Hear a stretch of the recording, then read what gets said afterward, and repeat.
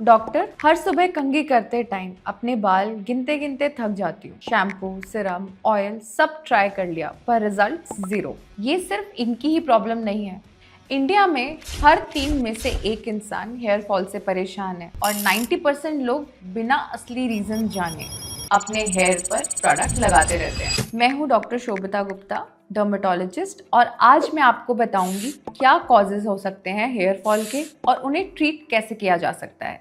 मेरे पास पेशेंट्स आते हैं और जो कहते हैं कि मैम, मेरा हेयर फॉल अचानक शुरू हो गया। मैं ये कहती हूँ कि कोई भी चीज़ बॉडी में अचानक से शुरू नहीं होती। स्ट्रेस, इलनेस, डिलीवरी और बहुत सारे ऐसे कॉजेज हैं जिनकी वजह से आपकी हेयर फॉल बढ़ सकता है। सबसे पहले आपकी बॉडी रिएक्ट करती है, फिर बाल 2 से 3 महीने में झड़ने शुरू हो जाते हैं। इसलिए लोग कंफ्यूज हो जाते हैं। डेली का 50 to 100 हेयर फॉल होना इज नॉर्मल, लेकिन प्रॉब्लम जब आती है जब आपका क्लियर वॉल्यूम लॉस होने लगता है या फिर आपका ये वाला पार्टीशन वाइड होने लगता है। अब हम बात करते हैं हेयर फॉल के कॉजेज के बारे में। हेयर फॉल के 4 कॉजेज होते हैं। नंबर 1, जेनेटिक या एंड्रोजेनिक एलोपेशिया। इसमें मेन की हेयर लाइन पीछे चली जाती है और फीमेल्स में ये पार्टीशन वाइड होने लगता है। ये इतना धीरे धीरे होता है कि आपको पता ही नहीं चलता, लेकिन अगर सही टाइम पे डायग्नोसिस हो जाए तो इसकी प्रोग्रेस रोकी जा सकती है।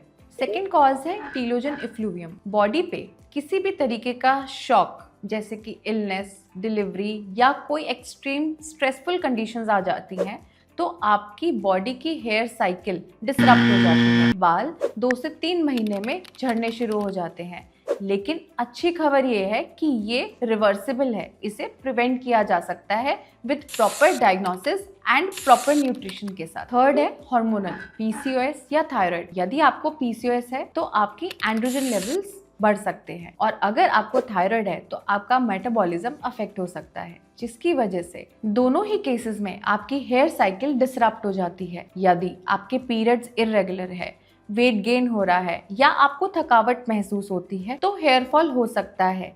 एक ब्लड टेस्ट आपको बहुत कुछ बता सकता है। Fourth, scalp health. एक सिंपल सा रूल याद रख, unhealthy scalp is equal to unhealthy hair. यदि आपकी स्कैल्प में डैंड्रफ या कोई भी प्रकार का इन्फेक्शन है तो वो आपकी स्कैल्प को अंदर से वीक बना देता है, जिसकी वजह से आपको हेयर फॉल हो सकता है। ऊपर से पुअर डाइट, नींद की कमी और प्रोटीन डेफिशिएंसी आपकी स्कैल्प हेल्थ को और भी डैमेज कर देता है। अब बात करते हैं ट्रीटमेंट की। पहले तो एक बात हमें याद रखनी चाहिए कि हेयर फॉल के लिए कोई भी यूनिवर्सल सोल्यूशन नहीं बना। यदि आपके फ्रेंड को मिनॉक्सिडिल प्रिस्क्राइब हुआ है तो वो उसकी स्कैल्प कंडीशन के अकॉर्डिंगली हुआ है। जरूरी नहीं है कि वो आपको भी सूट करे। सही अप्रोच ये है। स्टेप 1, पहले कॉज आइडेंटिफाई करें। बिना कॉज आइडेंटिफाई करे ट्रीटमेंट हो ही नहीं सकता। स्टेप 2, टारगेटेड ट्रीटमेंट लें। यदि आपको जेनेटिक हेयर फॉल है तो आप मिनॉक्सिडिल ओरल या टॉपिकल या डीएचटी ब्लॉकर्स ले सकते हैं, लेकिन वो भी डॉक्टर गाइडेंस में। यदि आपको टीलोजन इफ्लूवियम है तो न्यूट्रिशनल करेक्शन, स्ट्रेस मैनेजमेंट और बायोटिन या आयरन सप्लीमेंटेशन से भी ठीक किया जा सकता है। यदि आपका कोई हार्मोनल कॉज है जैसे कि पीसीओएस या थायराइड, तो सबसे पहले आप रूट कॉज ठीक करें। साथ ही साथ आप एक्सटर्नल ट्रीटमेंट्स भी ले सकते हैं, वो भी डॉक्टर गाइडेंस में। और अगर आपको हेयर फॉल कोई स्कैल्प कंडीशंस की वजह से हो रहा है तो हम antifungal shampoo, medicated treatments, proper scalp के रूटीन फॉलो कर सकते हैं। Step 3, consistency.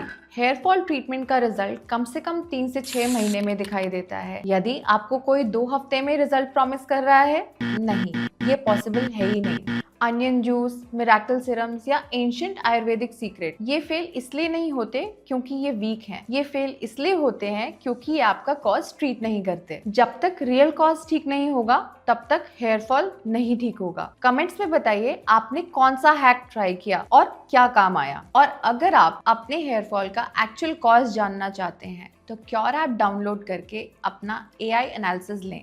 Doctor guided personalised plan मिलेगा, गेस वर्क नहीं।